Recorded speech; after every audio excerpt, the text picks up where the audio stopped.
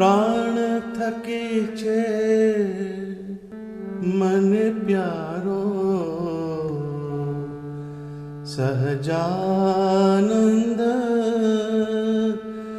પ્રાણ થકે છે મને પ્યારો, પ્રાણ થકે છે મને પ્યારો, સહજાનંદ પ્રાણ થકે છે મને પ્યારો,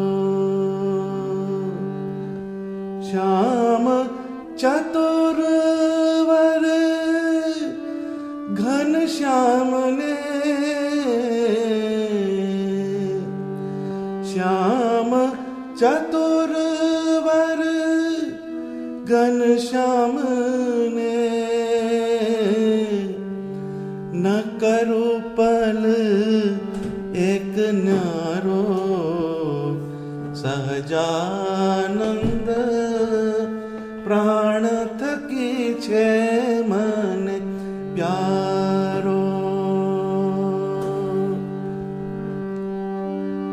હૈડાનો હાર મારા તાવિથ તનડાનો, હૈડાનો હાર મારા તાવિથ તનડાનો, વાલો મનડાનો મેરમ મારો, સહજાનંદ પ્રાણ થકી છે મને પ્યારો,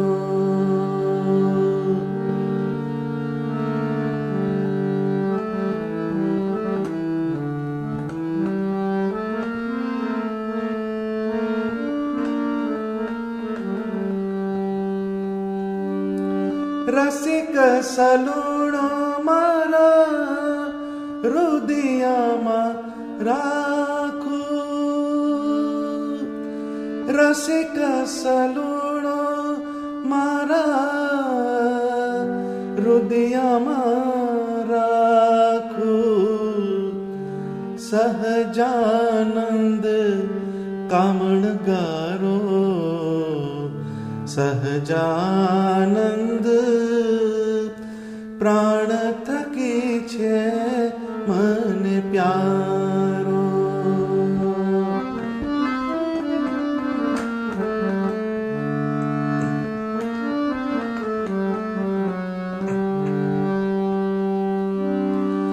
બ્રહ્માનંદ કહે ઘડી દૂર ન મેલું, બ્રહ્માનંદ કહે ઘડી દૂર ન મેલું, ઘન શ્યામ ધર્મ દુલારો, સહજાનંદ પ્રાણ થકી છે મને પ્યારો,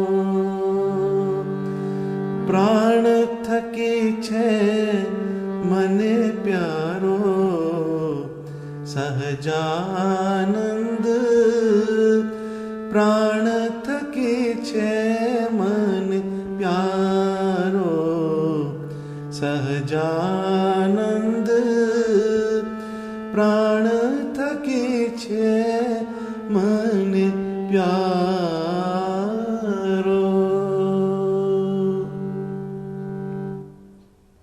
ભગવાન સ્વામિનારાયણના સૌ આશ્રિતોને મારા જય સ્વામિનારાયણ.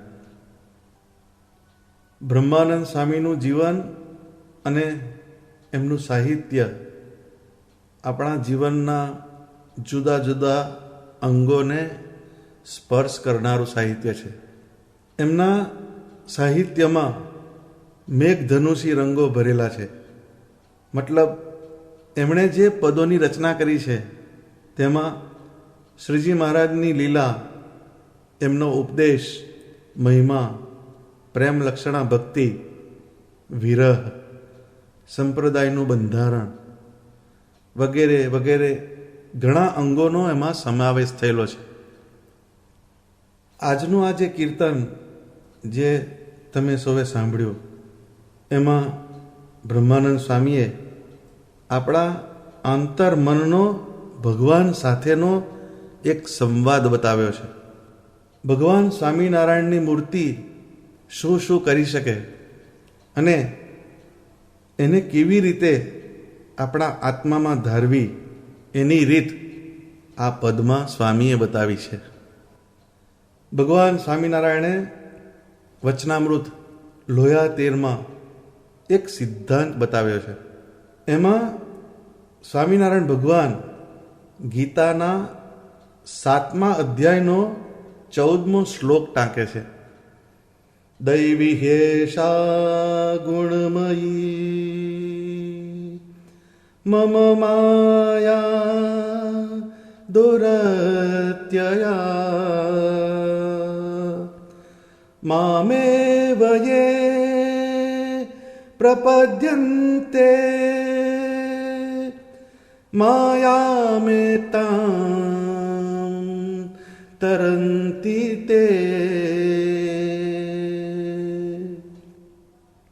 દૈવી હેષ્યા ગુણમયી મમ માયા દુરત્યયા, અર્થાત ભગવાનની માયા એ ગુણોથી સમાયેલી છે. એને દૈવી શબ્દ વાપર્યો છે અને ગુણમયી શબ્દ વાપર્યો છે. તે તરવી દુષ્કર છે. પરંતુ મામે વયે પ્રપદ્યંતે માયા મેતામ તરંતી તે, જે ભગવાનનો આશ્રય કરે છે તે દુષ્કર એવી માયાને પણ તરી જાય છે. આમ ભગવાનની માયા ગુણવાળી છે એટલે જ જીવને સહેજે સહેજે જ એમાં પ્રીતિ થઈ જાય છે. પરંતુ એ માયા ભગવાનની છે, એને પકડવા જઈએ તો ખુવારી થાય. જગતના વિષય ભોગને ભોગવીને પાછા ભગવાન સ્વામિનારાયણની મૂર્તિમાં સ્થિર થવાનો જો આપણે પ્રયત્ન કરીએ તો માયા આપણને હંફાવશે નહીં. જેમ અગ્નિ હોય તેનો તાપ તાપીએ ત્યાં સુધી વાંધો નથી આવતો, એ સુખને કરનારો છે. પરંતુ એ અગ્નિને જો આપણે પકડવા જઈએ તો તે આપણો હાથ બાળી નાખે. આમ માયિક પદાર્થોમાં વૃત્તિ ચોંટી જાય તો એ ખુવારી તરફ લઈ જાય છે. જગતના પદાર્થોમાંથી સુખની અનુભૂતિ થાય છે એનું કારણ આપણો પ્રાણ અને આત્મા છે. કોઈ પણ પદાર્થ હોય એને આપણી ઇન્દ્રિયો ભોગવે અને આપણી વૃત્તિઓને પ્રાણનો સ્પર્શ થાય ત્યારે જ જીવમાં એનું સ્પંદન થાય છે. અર્થાત એ વિષયનો યથાર્થ અનુભવ થાય છે. માટે આપણા સમગ્ર અસ્તિત્વમાં પ્રાણ એ ખૂબ જ અગત્યની વસ્તુ છે. શરીરમાંથી પ્રાણ ચાલ્યો જાય એટલે આપણું અસ્તિત્વ રહેતું નથી. પ્રકૃતિના આ ક્રમને આપણે સમજીએ તો જગતના વિષયો ઇન્દ્રિય સન્મુખ થાય, ત્યાંથી એ ભાવના જગતમાં દાખલ થાય છે અને પછી એને પ્રાણનો સ્પર્શ થાય. ત્યારબાદ જ એનો જીવમાં સાક્ષાત્કાર થાય છે. જગતના વિસ્તારથી એના કારણ તરફ ગતિ કરીએ ત્યારે જ સાચા આનંદની અનુભૂતિ થાય છે. એટલે જેમ એક સર્કલ હોય એની પેરીફેરી ઉપરથી સેન્ટર તરફ જ્યારે તમે જાઓ તો જ તમને એનું રહસ્ય સમજાય. એમ જગતના વિસ્તારનો જે વ્યાપ છે, એના જે પદાર્થ છે, એના સુખનું કારણ કોણ છે, એને અનુભવનારું તત્વ કોણ છે, તો કે આપણો આત્મા છે. એના તરફ જ્યારે આપણે ગતિ કરીએ ત્યારે એનો આપણને અહેસાસ થાય છે. પરંતુ આપણે પદાર્થમાં હેત કરી બેસીએ છીએ જે અધૂરું અને નાશવંત છે. માટે બ્રહ્માનંદ સ્વામી કહે છે પ્રાણ થકી છે પ્યારો, સહજાનંદ પ્રાણ થકી છે મને પ્યારો. આ શરીરમાં પ્રાણ છે એ બધાથી કિંમતીમાં કિંમતી વસ્તુ છે. એનાથી પણ અધિક પ્રેમ ભગવાન સ્વામિનારાયણની મૂર્તિમાં કરવાનો નિર્દેશ બ્રહ્માનંદ સ્વામી આપણને કરે છે. ખૂબ જ સમજવાની ગહન વાત છે. જેમ કોઈ સ્ત્રી હોય તેને તેના લગ્ન જીવનના 20 વર્ષ પછી સંતાન થાય તો એનો જીવ એમાં ને એમાં જ રહે. કોઈ પણ ક્રિયા કરે એનું અનુસંધાન એના બાળકમાં જ એને રહે. એમાં એને પ્રયત્ન કરવો પડતો નથી. કેમ? તો કે એ સ્ત્રીને એ બાળક સાથેનું જે પ્રગાઢ સ્નેહનો તંતુ એ જીવમાં જડાઈ ગયેલો છે. એનો પ્રાણ એમાં વ્યાપી ગયેલો છે. આમ અનંત જન્મના અંતે આ મનુષ્ય જન્મ આપણને મળ્યો છે. એમાં કલ્યાણ, મોક્ષના દાતા, સર્વ સુખના કારણ, સર્વ સુખના આપનારા એવા સર્વોપરી સ્વામિનારાયણ ભગવાન આ મનુષ્ય દેહ કરીને આપણને ઓળખાયા. એટલે હવે કંઈ કરવાનું રહ્યું નથી. આવી સમજણની દ્રઢતા રાખીને હરતા ફરતા દરેક ક્રિયામાં સ્વામિનારાયણ ભગવાનની મૂર્તિ, સ્વામિનારાયણ મંત્ર, એમની લીલામાં જીવને પરોવી દેવો છે. આવી નિશ્ચયાત્મક બુદ્ધિને આપણે કેળવીએ અને પછી સત્સંગ કરીએ તો જ સુખની સાચી દિશા આપણને મળે છે. એટલે સ્વામી કહે છે, શ્યામ ચતુરવર ઘનશ્યામને ન કરું પલ એક ન્યારો. આમ ભગવાનને પળવાર છેટા નથી થવા દેવા એવો ઠરાવ બ્રહ્માનંદ સ્વામીનો છે.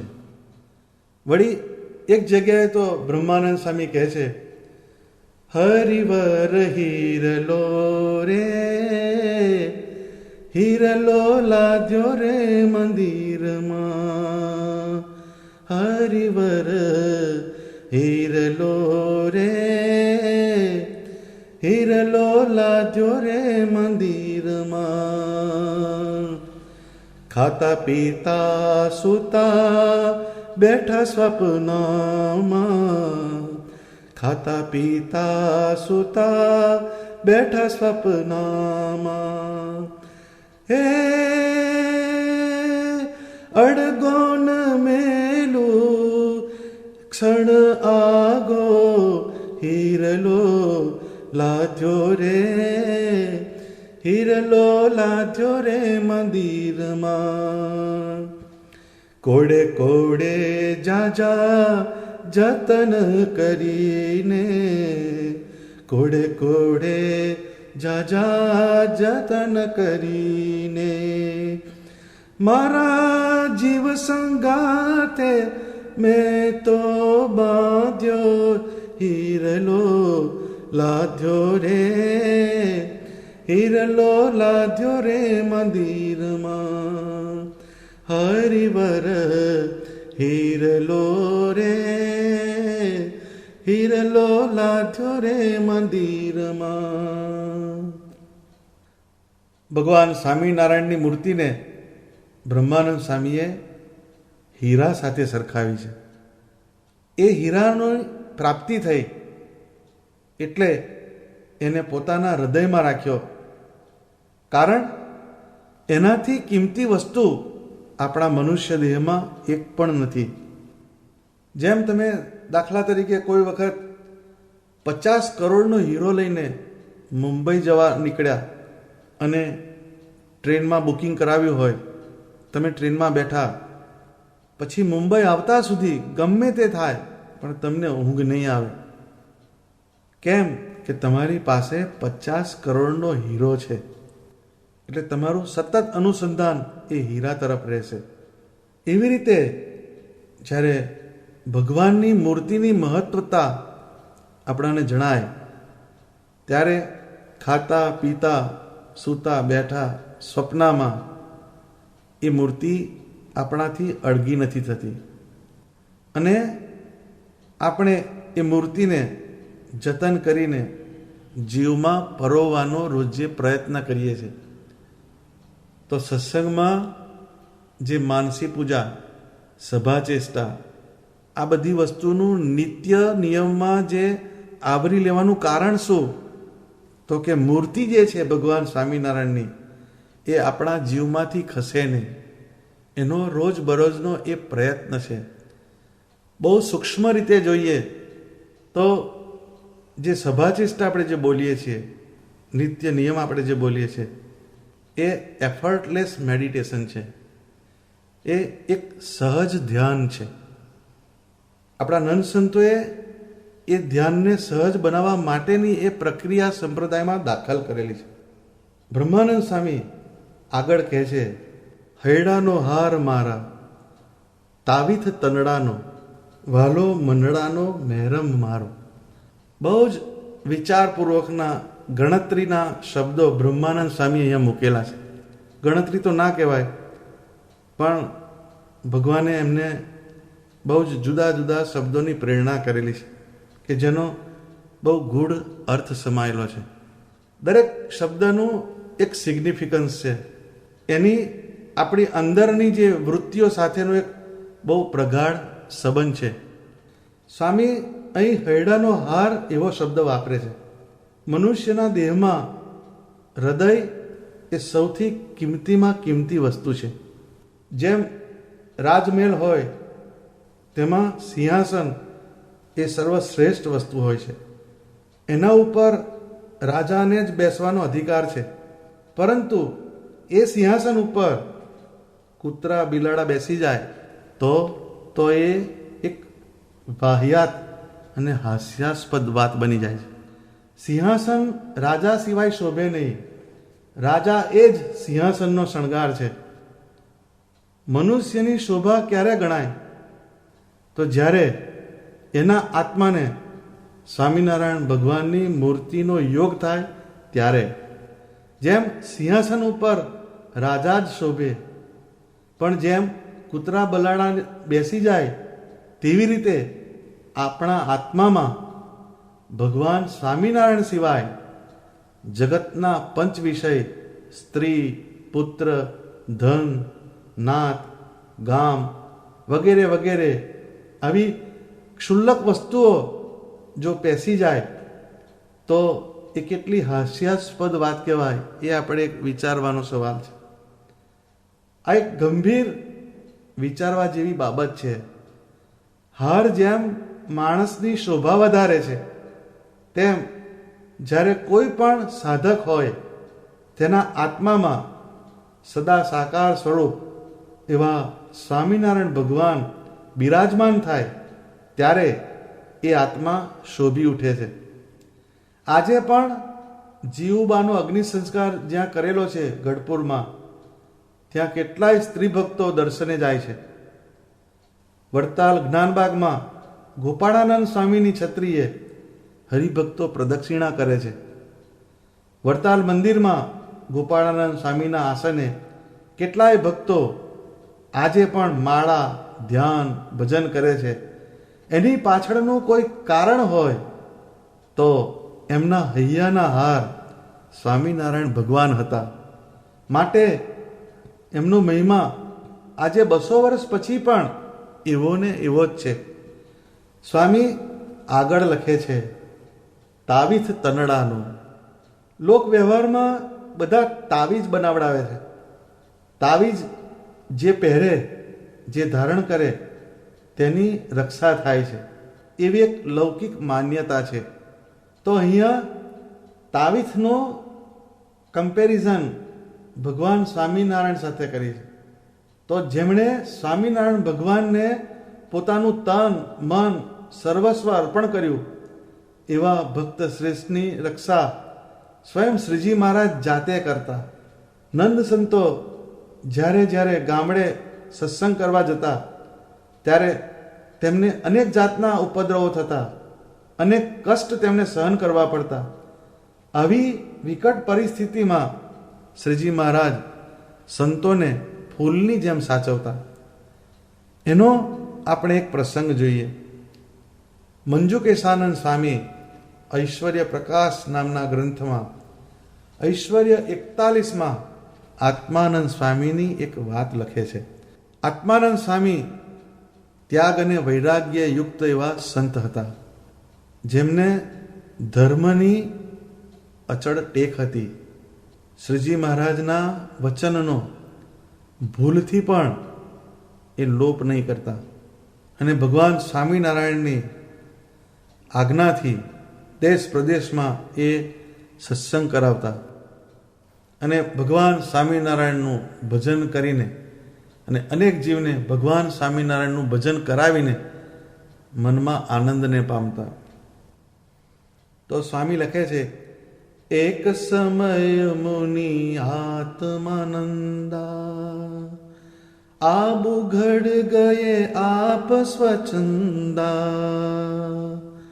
આબુ ઘડ કી તલહટી માઈ બરસ્યો ઘન ગરજી દુઃખદાઈ સોઈ તલહટી में कोई जन्ना साधु जन को देतन अन्ना भय उपवास तीन दुख धामा तब आगे आयो एक गामा. તો આત્માનંદ સ્વામી આબુ જે રાજસ્થાનની બોર્ડર પર આવ્યું, એની તળેટીમાં એક ગામ છે, ત્યાં ગયા. ત્યાં મુશળધાર વરસાદ પડ્યો. તળેટીના ગામમાં સંતોને કોઈ અન્ન આપ્યું નહીં, એટલે એમને 3 દિવસના ઉપવાસ થયા. પછી ધીરે ધીરે વરસાદ ઓછો થયો એટલે સંતો ત્યાંથી આગળ ગયા. એક ગામ આવ્યું. તહા વિતરાગી કો મંદિર દેખી અન્ન જાચન ગયે સંત અલેખી અરુ વૃષ્ટિ દુઃખ મીટન કાજા મંદિર में आए मुनि राजा सो मंदिर में रहन नाही दीना तब दूजे स्थल गए प्रवीणा सो उज्जर स्थल में रहे धीरा भई उपवास तिनकी पीरा. એટલે એ ગામમાં આવ્યા, પણ ત્યાં એક વૈરાગી બાવાઓનું મંદિર હતું. એણે જોયું એટલે એમ કે અહીંયા એક આશરો મળશે, એટલે ત્યાં અન્નની ભિક્ષા કરવા માટે સંતો ગયા. અતિવૃષ્ટિનું ભયંકર તોફાન હતું, એટલે એમ કે ત્યાં આશરો મળશે એવું ધારીને સંતો ત્યાં ગયા. ખાવાનું તો આપવાની વાત બાજુમાં રહી, પરંતુ એ જે વૈરાગીઓ હતા એમણે એમને મંદિરમાં પણ ઉતરવા દીધા નહીં. એટલે આત્માનંદ સ્વામી બીજા સ્થળે ગયા. ફરતા ફરતા ફરતા એક ઉજ્જડ સ્થળમાં આવ્યા. હવે 3 દિવસના ઉપવાસ થયેલા છે, પરંતુ હવે કોઈ બીજો આરો નથી, એટલે એ ઉજ્જડ સ્થાનની અંદર પછી એમને વિરામ કરવા બેઠા. ત્યાં આગળ શ્રીજી મહારાજ અંતર્યામી સ્વરૂપે એમની વેદનાને અનુભવી. વિપ્રરૂપ ધરી શ્રી હરિ તહા આયે મહારાજ થાલ લાયે शुभ अन भरी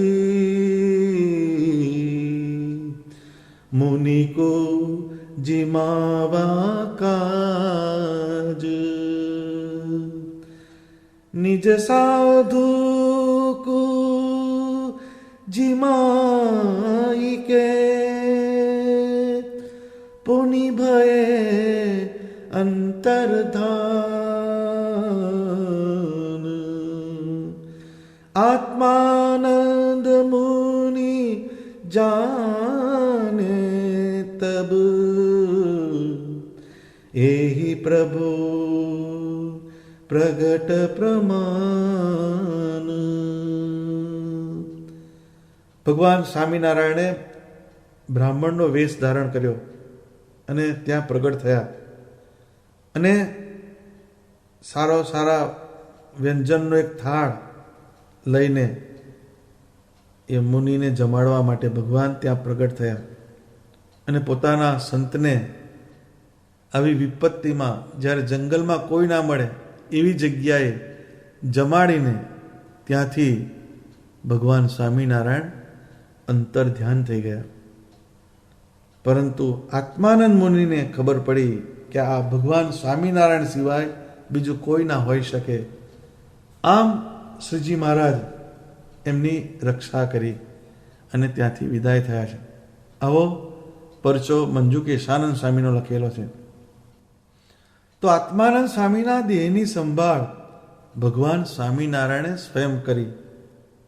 ભગવાનની મૂર્તિનો દ્રઢ આશ્રય હોય તેને પછી કોઈ બાબતનો વિચાર કરવાનો રહેતો જ નથી. એની બધી સંભાળ ભગવાન રાખે છે. બ્રહ્માનંદ સ્વામી હવે થોડા આગળ જાય છે. વાલો મનડાનો મહેરમ મારો, તનમાંથી મનમાં પ્રવેશ કરે છે. તો મનનો જે પ્રદેશ છે એ લાગણી સંવેદનનો એક પ્રદેશ છે. એમાં અનેક જાતની લાગણીઓના પ્રવાહો વહેતા હોય છે. મનુષ્ય એ લાગણીઓને વશ થઈને એના સુખ દુઃખની લાગણીઓનો ગુલામ થઈ જાય છે, જે એને અંતે દુઃખ તરફ લઈ જાય છે. એનું કારણ એ છે કે એ લાગણીઓના મૂળમાં નાશવંત વસ્તુ છે. માટે બ્રહ્માનંદ સ્વામી કહે છે કે મારા મનનો મહેરમ અર્થાત મારા અંતઃકરણમાં સૌથી પ્રિય વસ્તુ કોઈ જો હોય તો તે એક સ્વામિનારાયણ ભગવાન છે. આમ મનમાં જે ઉર્મિઓ હોય તેને સ્વામિનારાયણ ભગવાનના લીલા ચરિત્રો અને તેમની મૂર્તિમાં જોડવાથી મનમાં સદા અહોભાવ વર્તે છે. પણ મનમાં ગ્લાની દુઃખ કેમ થાય છે? તો કે મનમાં ભગવાન સિવાય બીજી બધી વસ્તુએ પ્રવેશ કરી દીધો છે. બ્રહ્માનંદ સ્વામીનું આ પદ ઘણું જ ગૂઢ રહસ્યવાળું છે. આગળની લાઈનમાં તનડાનો તાવીથ એમ કહીને ભગવાનને તનની રક્ષા કરનારા કહ્યા. એમની આજ્ઞા પ્રમાણે આપણું જો શરીર વર્તે તો શરીર ક્યારેય દુઃખી ના થાય. પછી મનમાં એમના જ્ઞાન અને ચરિત્રોનું મનન થાય તો મનના રોગોથી માણસ મુક્ત થઈ જાય. હવે સ્વામી એક સ્ટેપ આગળ ચાલે છે. મનની આગળ શું? તો કહે છે કે રસિક સલોણો મારા હૃદયામાં રાખો. તો ભગવાનને શાસ્ત્રોમાં રસો વૈ સહ કહ્યા છે. મતલબ બધા જ રસ ભગવાનની મૂર્તિમાં સમાયેલા છે. એવા રસિક ભગવાન શ્રી સહજાનંદ સ્વામીને હૃદયમાં ધારવાથી બધા રસની તૃપ્તિ થાય છે. ભગવાન સ્વામિનારાયણની બધી ક્રિયાઓ રસમય હતી. તેથી જ તેમને રસિક સુજાન, રસિક પ્રભુ, રસિક વર છેલડા આવા અનેક ઉપનામોથી નંદ સંતોએ શ્રીજી મહારાજની આરાધના કરી છે. પ્રેમાનંદ સ્વામીએ વંદુ સહજાનંદ રસ રૂપ અનુપમ સાર નેરેલો. આમ રસ રૂપ કહીને શ્રીજી મહારાજની પ્રાર્થના કરેલી છે. ભગવાન સ્વામિનારાયણના સ્વરૂપમાં કેટલો ઘનિષ્ઠ પ્રેમ હોય ત્યારે જ આવા શબ્દો નીકળે. બ્રહ્માનંદ સ્વામીએ શ્રીજી મહારાજને પોતાના પ્રેમથી કેવા બાંધ્યા હશે તે આવા પદ દ્વારા જ ખબર પડે છે. શ્રીજી મહારાજ ધામમાં ગયા પછી પણ બ્રહ્માનંદ સ્વામીના પ્રેમને વશ થઈને શ્રીજી મહારાજને ગોપીનાથજીની મૂર્તિમાંથી પ્રગટ થઈને બ્રહ્માનંદ સ્વામીને દર્શન આપવા પડ્યા હતા. ભક્તના પ્રેમની આ એક પરાકાષ્ઠા છે, જ્યાં ભગવાનને પણ ભક્તને વશ થવું પડે છે. આ માત્ર પ્રેમના બંધનથી જ શક્ય બને છે. જ્યારે એક ભગવાનના સ્વરૂપમાં જ રસ રહે ત્યારે જગતના પદાર્થમાંથી રસ માત્ર ઉડી જાય છે. આવા ભક્ત જ્યારે અને જ્યાં સંભાળે ત્યાં ભગવાન હાજર થાય છે. જેના હૃદયમાં સ્વામિનારાયણ ભગવાનની ઝંખના થયા કરે એનું જીવન ધન્ય બની જાય છે. એવા જ શ્રેષ્ઠ ભક્ત હતા કુંડળના મામૈયા પટઘર.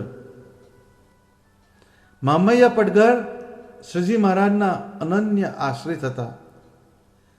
એમની વૃત્તિઓ શ્રીજી મહારાજમાં કેટલી સ્થિર થયેલી હતી. એમના હૃદયમાં શ્રીજી મહારાજ માટે કેવો અનન્ય ભાવ હતો, એને આપણે એક પ્રસંગ દ્વારા સમજીએ. હરિલીલામૃતમાં મામૈયા પટઘરનો આ પ્રસંગ બહુ સરસ રીતે વર્ણવેલો છે. ભક્ત એક ભલા તેહ ઠામ, તેનું નામ મામૈયો પટઘર, રાખે પ્રેમ પ્રભુ પર પૂરો, નહીં ગોપાંગનાથી અધૂરો. એટલે કુંડળમાં એક મામૈયો પટઘર નામના ભક્ત થઈ ગયા. તેમને શ્રીજી મહારાજ ઉપર અનહદ પ્રેમ હતો. કેવો પ્રેમ હતો તો કે ગોપીઓથી પણ સહેજ પણ ઉતરે એવો નહોતો, ગોપીઓથી સહેજ પણ નીચે ઉતરે એવો નહોતો એમનો પ્રેમ. હોય ત્રણ અવસ્થામાં તોય, મન તો હરિ મૂર્તિમાં હોય,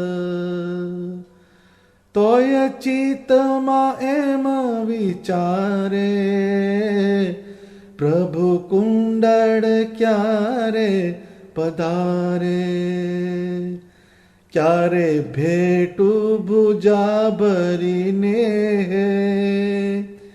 ક્યારે પૂજું પ્રત્યક્ષ આ દેહ, કેમ આવ્યા નહીં અવિનાશ, એવું ધારીને થાય ઉદાસ.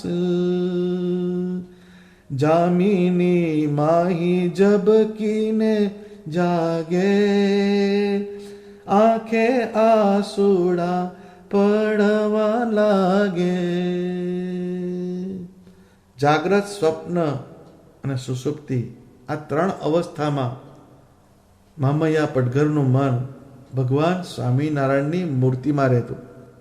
એમને એક જ ઝંખના રહેતી કે ભગવાન સ્વામિનારાયણ મારે ત્યાં ક્યારે પધારે, ક્યારે પધારે. એમને પ્રત્યક્ષ ક્યારે મળું, આ આંખો સામે એમને ક્યારે જોઉં, એમને ક્યારે ભેટું અને એમને ભેટીને એમની ક્યારે પૂજા કરું. પછી જ્યારે ભગવાન આવ્યા ના હોય એટલે અંદર ઉદાસ થાય, ને રાત્રે સૂતા હોય તો પણ જામીની માહી ઝબકીને જાગે, આંખે આંસુડા પડવા લાગે. તો ભગવાન સ્વામિનારાયણના પ્રત્યક્ષ દર્શન ના થાય તો રાત્રે ઊંઘમાંથી ઉઠીને પણ એ ભગવાનની વાટ જોવે અને એમની આંખમાંથી આંસુ પડે. આંસુ તો આપણા જીવનમાં પણ પડે છે, પણ ક્યારેય માયિક પદાર્થ ખોવાય, ક્યારેક આપણા નિયરેસ્ટ ડિયરેસ્ટ જતો રહે, નજીકના સંબંધી જતા રહે, ત્યારે આપણી આંખમાંથી આંસુ પડે છે. પણ ક્યારે એમ કે ભગવાનનું આપણને અનુસંધાન નથી રહેતું, એવા વિચારોમાં આપણને કોઈ દિવસ આંસુ પડતા નથી. આ એક બહુ સમજવાની વાત છે. ઓશરે માહી ઢાળી પલંગ, સુવે ધ્યાન ધરીને અભંગ, રાત બે ઘટિકા રહી ત્યારે સ્થિતિ સ્વપ્ન સમી થઈ ત્યારે પીડાવાલા નાવી જોગતણી ઉપજી એને અંતરે ઘણી એનું હૈડું રહ્યું નહીં હાથ અહો નાથ અહો સ્વામીનાથ એવો શબ્દ ઊંચેશ્વરે કીધો હરિએ આવી હોકારો દીધો. મામૈયા પટગર રાત્રિના સમયે ઓસરીમાં એક પલંગ ઢાળ્યો અને પલંગને ઢાળીને ઉપર સરસ બિછાનો બિછાયો, સરસ ઉસીકો મૂક્યું, મહારાજને ઓઢવા માટેનું એક જુદું વસ્ત્ર મૂક્યું અને અહીં મારા ભગવાન આવીને બિરાજશે, શયન કરશે, એવી એક ભક્તિથી, એવી એક લાગણીથી મામૈયા પટગર ધ્યાન ધરીને ઓસરીની અંદર બેઠા છે.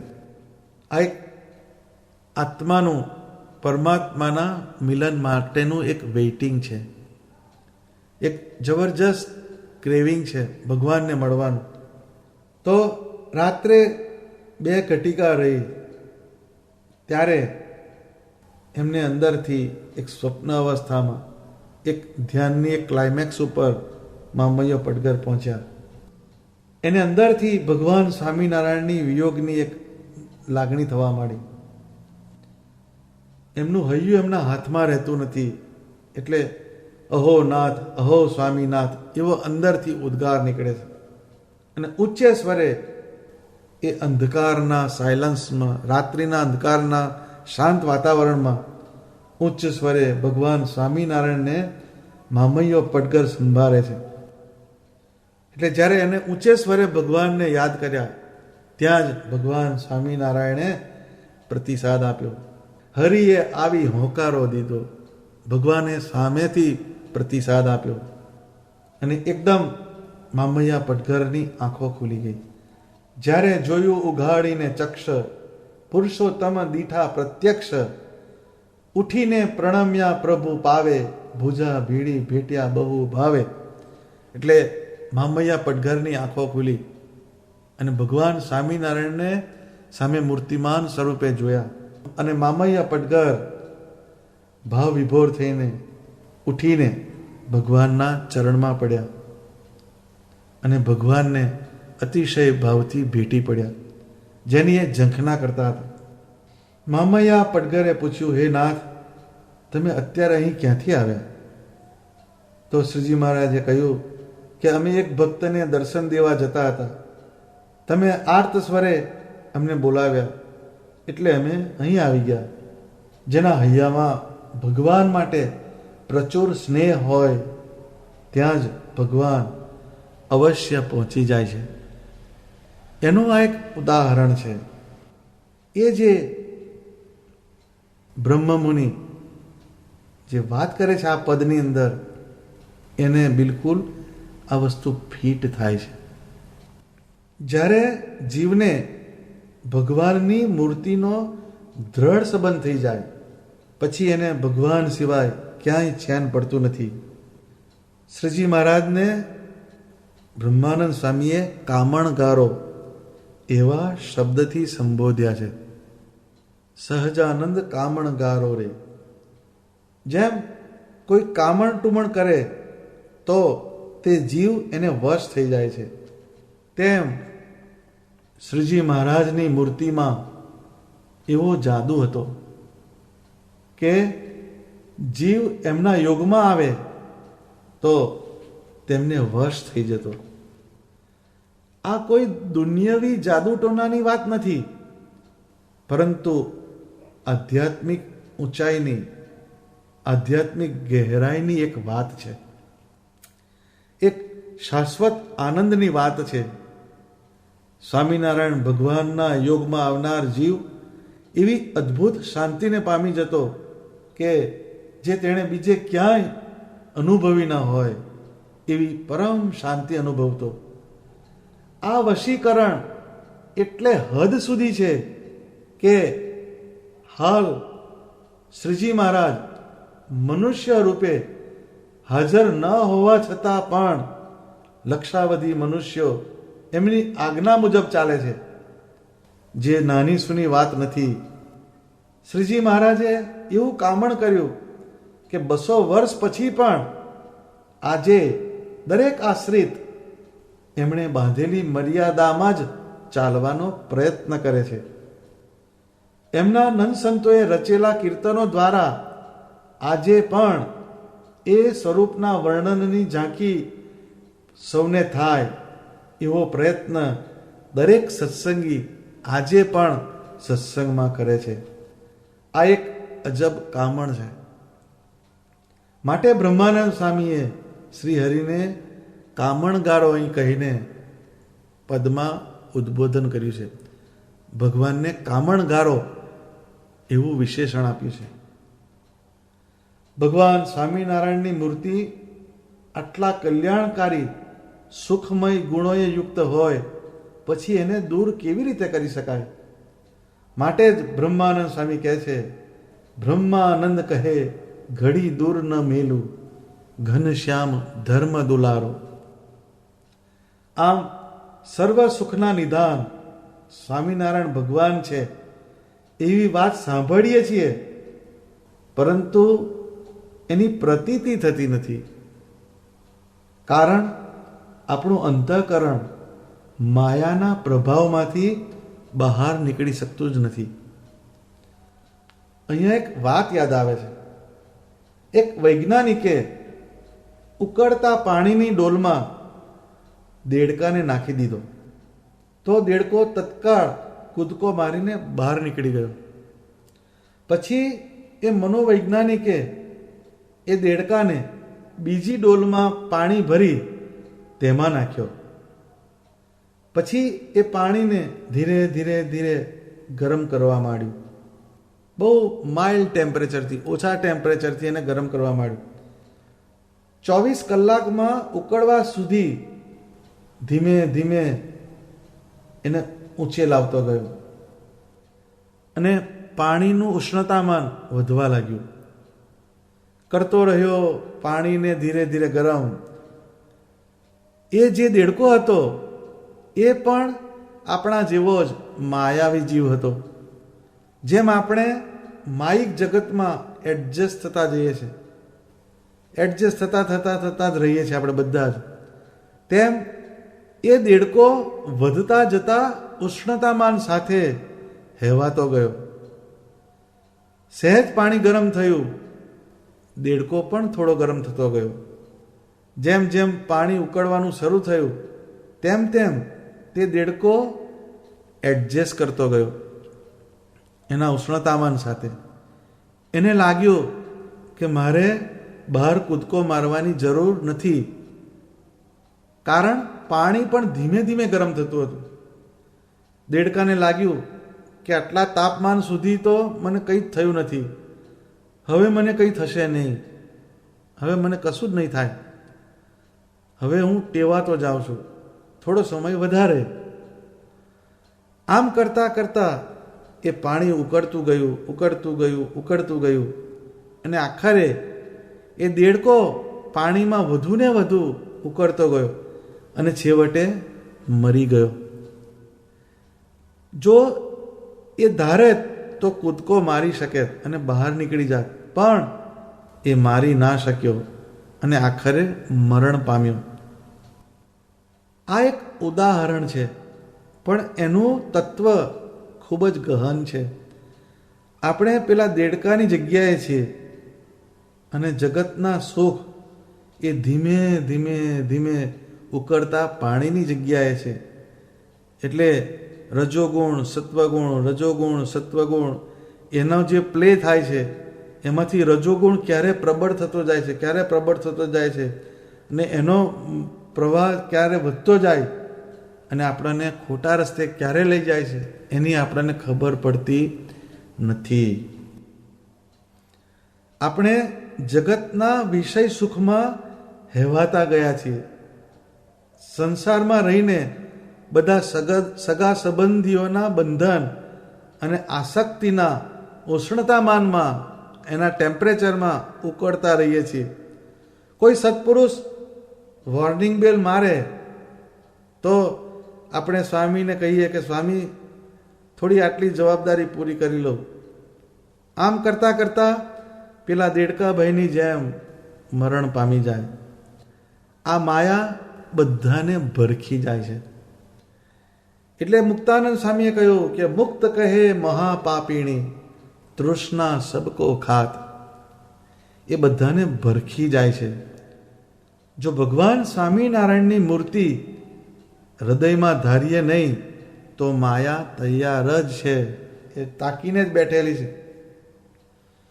એટલા માટે બ્રહ્માનંદ સ્વામી કહે છે કે બ્રહ્માનંદ કહે ઘડી દૂર ન મેલું, ઘનશ્યામ ધર્મ દુલારો, પ્રાણ થકી છે પ્યારો, સહજાનંદ પ્રાણ થકી છે પ્યારો. તો આ જગતની અંદર માયાના પ્રવાહની સામે આપણે ભગવાન સ્વામિનારાયણની પ્રાપ્તિ કરવી છે.